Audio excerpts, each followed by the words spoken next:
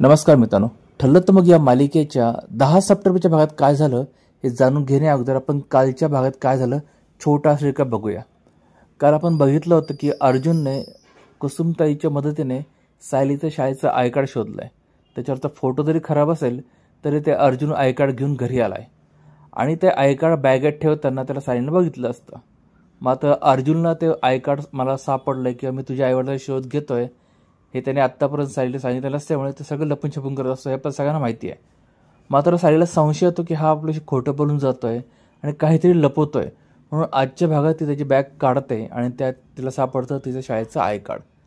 मग तिला कळत नाही की माझं शाळेचं आय कार्ड हे माझ्यापासून का लपवत आहेत.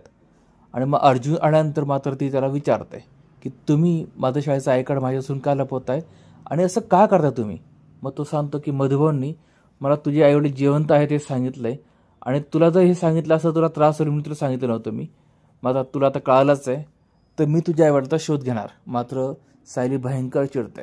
ती त्याला म्हणते की मी तुम्हाला माझ्या आईवडिलांचा शोध घ्या असं म्हणाले का आणि तुम्हाला काही माहीत तरी आहेत का ते कसं दिसतात कुठे आहेत त्यांचा बिझनेस काय तुम्ही त्यांना शोधणार तरी कसं.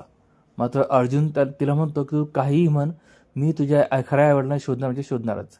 मात्र ती आणखीनच चिडते. ती म्हणते विचार करा तुम्ही शोधताल पण तुम्हाला नाही सापडले तर मला त्या गोष्टीचा किती त्रास होईल ते. मग आता इथे आजचा हा भाग संपतोय. आता उद्याच्या भागामध्ये बघूया आपण अर्जुन खरंच त्याचा शोध थांबवतोय का आणखी वाढवतोय. दुसरीकडे मात्र प्रियाला मारण्यासाठी स्वतः महिपत त्या हॉस्पिटलमध्ये गेला आहे. बघूया पुढे काय होतं ते. पण त्या चॅनल सबस्क्राईब करायला विसरू नका. आणि खरंच मित्रांनो तुम्हाला माहिती आवडत असेल ना चॅनलला सबस्क्राईब करून एवढे लाईक आणि शेअर करायला सुद्धा विसरू नका. भेटूया पुढच्या भागात.